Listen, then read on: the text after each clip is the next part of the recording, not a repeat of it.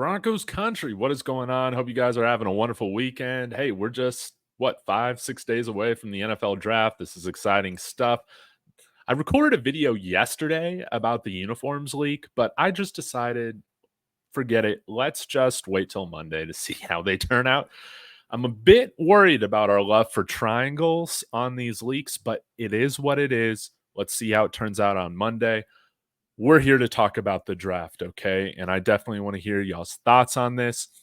Cecil Lammey, Andrew Mason, they're like the last two people that I listened to over at the formerly known as 104.3 The Fan.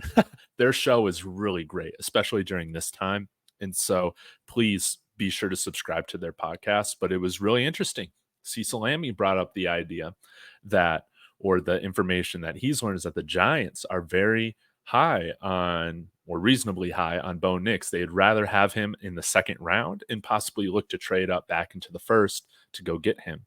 And this could possibly kind of trap us in terms of our ability, what I always want, to move back to still get that quarterback.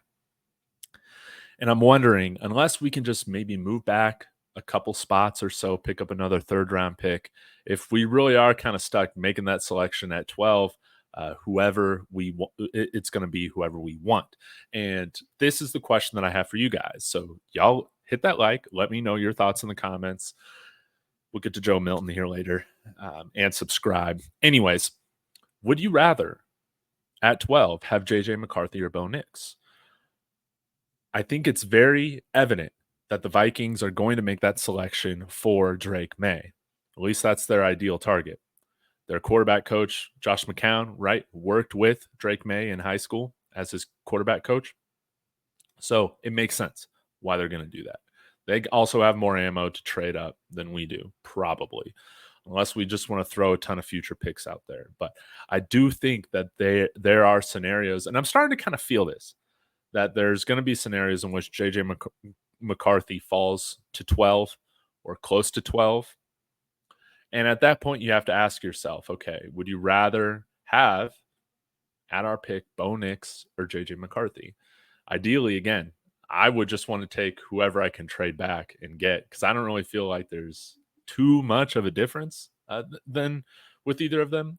But, I mean, let's take a look at their NFLcom draft prospects. And this is kind of interesting. Bo Nix is a 6.39 rated player, right? Comp to Tony Romo by Lance Zierlein.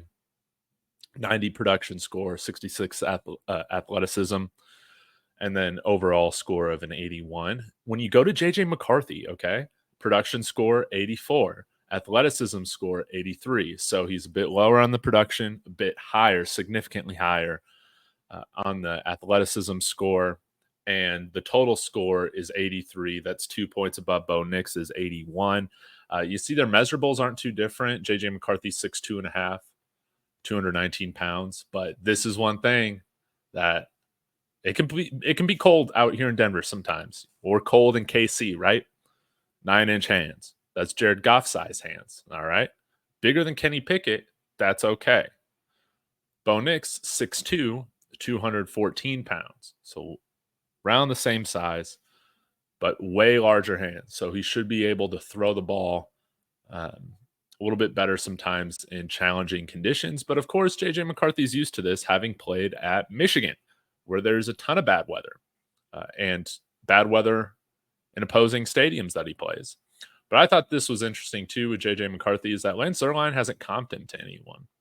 And I feel like that's kind of the big case here, or the big issue here, is that nobody's really able to kind of put their thumb on JJ McCarthy and say, he kind of reminds me of this guy or that guy. I haven't heard a lot of that. And I feel like he's a little bit more of a wild card. I would prefer, if we're going to just go ahead and make that selection at 12, I understand the upside with McCarthy being so young. Part of me wants to be a little bit more partial towards production. But at the end of the day, I view them as pretty similar prospects, which is why I would just rather get the one that you can get for the cheaper costs, the best value, so to speak, okay? And with NFL.com, with their draft prospects, again, they basically rate them as very similar prospects, 6.4 and 6.39.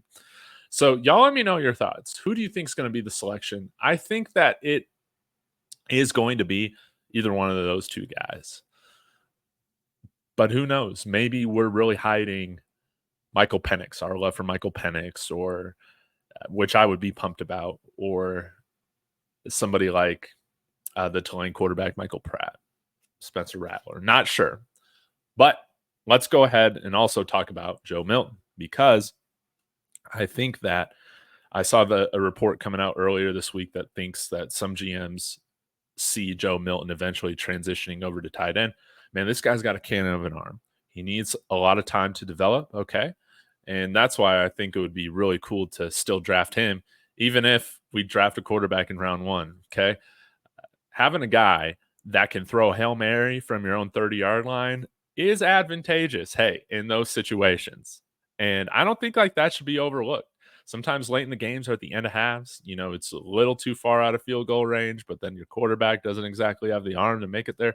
We don't have that issue with Joe Milton. We can just throw him in there, say, hey, hold on to the ball, and then just throw a bomb to the end zone. He can do that. And hey, can he be somebody that's like a better version of Taysom Hill? And I don't mean this to offend Joe Milton, but he's quite an athlete. What, 6'5", cannon arm, like 240, 250, big guy, and physical guy as well. So maybe we have him out there in a way in which Sean Payton can utilize him to his complete strengths while also developing him as a quarterback.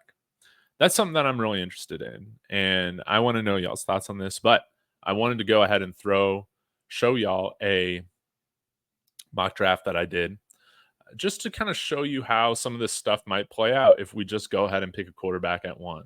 Okay, so let's go ahead and share this, and I want to know your thoughts. This is kind of funny, but we'll talk through it. So Bo Nix right there at 12. Okay.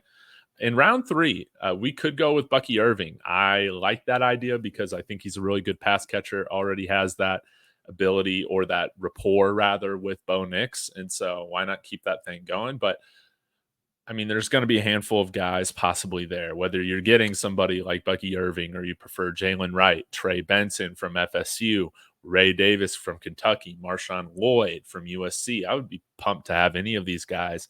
I want another big time game breaking running back. And then, hey, with the DUI, our guy, Tavondre Sweat, a guy that I am absolutely wanting to see here in Denver, could be available for us in the 4th round. We can go ahead and get our slot receiver in Luke McCaffrey, and then draft a couple developmental tackles, Christian Jones, Caden Wallace from Penn State and Texas, respectively.